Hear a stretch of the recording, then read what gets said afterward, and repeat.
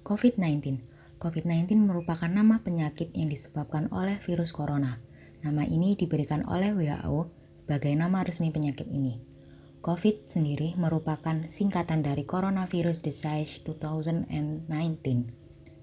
Menurut situs WHO, virus corona pada manusia dapat menyebabkan infeksi pernafasan, mulai dari flu biasa hingga penyakit parah seperti Mendelian Respiratory Syndrome dan Severe H2 Respiratory Syndrome.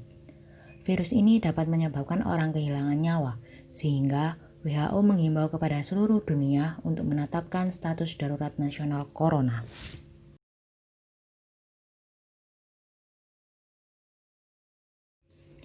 Menularnya COVID-19 membuat dunia menjadi resah, termasuk Indonesia. COVID-19 merupakan jenis virus yang baru, sehingga banyak pihak yang tidak tahu dan tidak mengerti cara penanggulangan virus tersebut.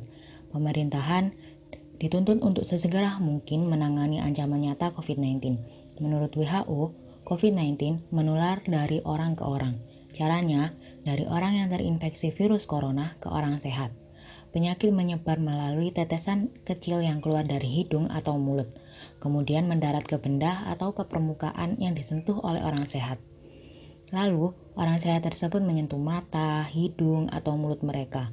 Virus corona juga bisa menyebar ketika tetesan kecil itu terhirup oleh hidung orang sehat, ketika berdekatan dengan orang yang terinfeksi virus corona.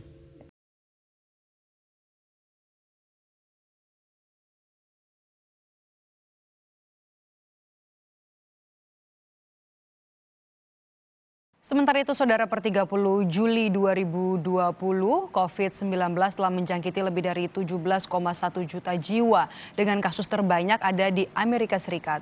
Sementara Indonesia dengan jumlah kasus mencapai 104.432 juga disorot karena menjadi negara dengan kasus terbanyak se-Asia Tenggara. Penambahan kasus hingga total mencapai 104.432 membuat Indonesia kini ada di urutan ke-24 dari seluruh negara di dunia menurut situs Worldometers. Tapi jumlah ini artinya Indonesia ada di urutan pertama negara dengan kasus COVID-19 terbanyak se-Asia Tenggara. Kasus terbanyak di dunia per 30 Juli 2020 ada di Amerika Serikat dengan 4.568.037 kasus. Brasil dengan 2.555.518 kasus. Dan India 1.584.384 kasus. Indonesia dengan kasus mencapai 104.432 kasus merupakan negara dengan kasus COVID-19 tertinggi di Asia Tenggara. Filipina kedua tertinggi dengan jumlah kasus mencapai 85.486 kasus. Data yang disajikan semestinya sudah cukup bagi pemerintah dan masyarakat Indonesia. Pemerintah bisa lebih tegas dan masyarakat lebih peduli pada keselamatan satu sama lain. Memakai masker dan menjaga jarak satu-satunya jalan keluar sebelum vaksin yang kini tengah diuji berhasil dibuat. Tim Liputan, Kompas TV.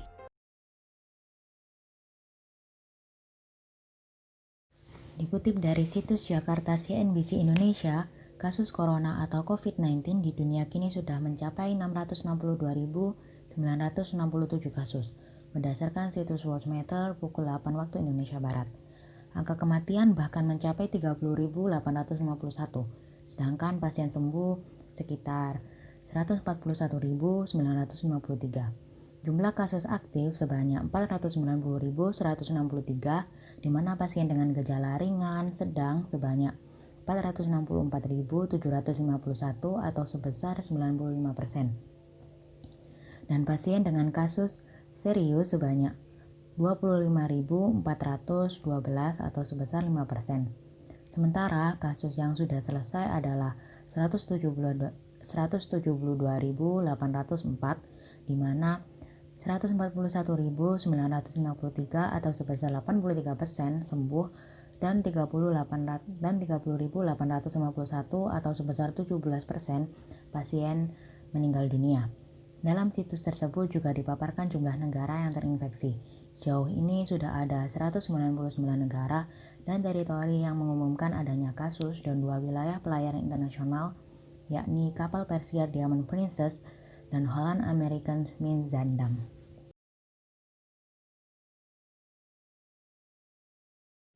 Dari semua negara, Amerika Serikat kini memiliki kasus positif terbanyak, yakni 123.428, di mana ada tambahan 19.302 kasus baru di Minggu 29 Maret 2020. Jumlah pasien meninggal sebanyak 2.211 dan pasien sembuh sebesar 3.231 orang. Negara lain yang juga memiliki kasus besar antara lain Italia dengan jumlah 92.472. Jumlah kematian akibat corona di negara ini bahkan menjadi yang terbesar di dunia dengan jumlah 10.023 pasien, sementara yang sembuh 12.384. Cina, negara awal virus berasal, mencatat ada 81.439 kasus, di mana ada 3.300 kematian dan 75.448 pasien sembuh. Selain itu ada pula Spanyol yang sebesar 73.235, Jerman 57.695, Prancis 37.573, Iran 35.408, Inggris 17.089, Swiss 14.076, dan Belanda 9.762. Sementara di ASEAN, Malaysia menjadi negara dengan kasus tertinggi, yaitu sebesar 2.320, Thailand 1.245, Indonesia 1.155, dan Filipina 1.075 kasus.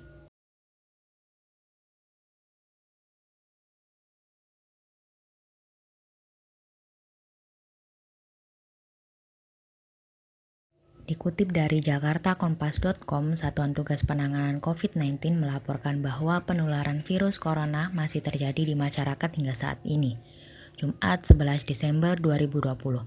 Hal ini terlihat dari terus bertambahnya kasus COVID-19. Data yang disajikan pemerintah pada Jumat siang tercatat kasus baru COVID-19 bertambah sebanyak 6.310 orang. Dengan demikian, kasus COVID-19 di tanah air kini mencapai 605.243 orang, terhitung sejak pandemi mewabah saat pengumuman pasien pertama pada 2 Maret 2020. Meski terjadi penambahan kasus baru positif COVID-19, pemerintah juga melaporkan terdapat penambahan pasien sembuh dari COVID-19. Dalam data yang sama, ada penambahan 4.911 pasien COVID-19 yang sembuh dan dianggap tidak lagi memiliki virus corona. Mereka dinyatakan sembuh berdasarkan pemeriksaan laboratorium dengan metode polymerase chain reaction atau PCR yang hasilnya negatif virus corona. Dengan demikian, total pasien COVID-19 yang sembuh sampai saat ini berjumlah 496.886 orang sejak awal pandemi.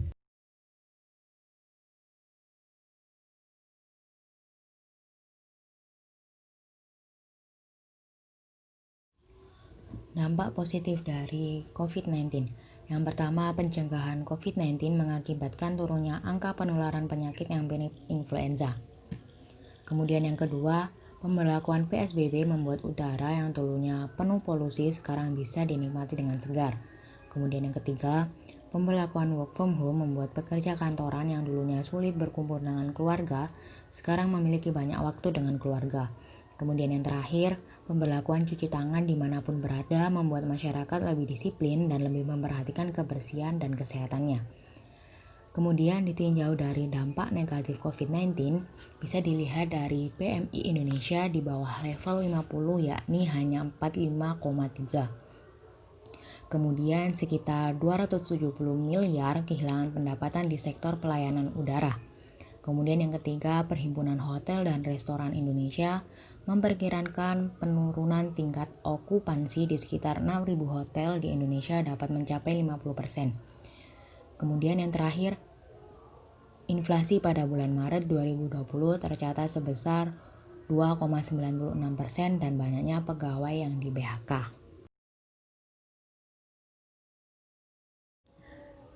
Cara pencegahan COVID-19 yang pertama, rajin-rajin mencuci tangan. Jangan sampai nggak pernah mencuci tangan karena di tangan kalian itu pasti banyak banget virus-virus yang nempel. Jadi ya harus cuci tangan lah. Kemudian yang kedua, kurangi berinteraksi dengan orang lain, apalagi orang yang nggak kenal.